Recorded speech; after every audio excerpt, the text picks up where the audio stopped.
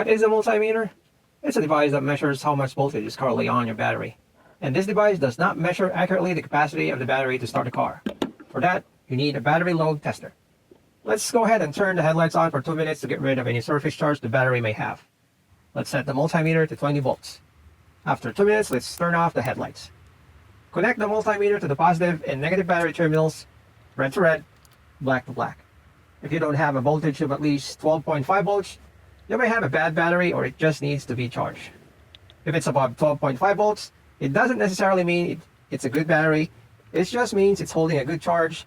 But sometimes, even with a good voltage level, it doesn't have enough power or capacity to start the engine, especially in cold weather situations. To test this, with the multimeter still connected to the battery terminals, let's start the car and look for a revised voltage of over 10 volts. But if your voltage drops below 5 when the car is still running, your battery is bad and should be replaced right away.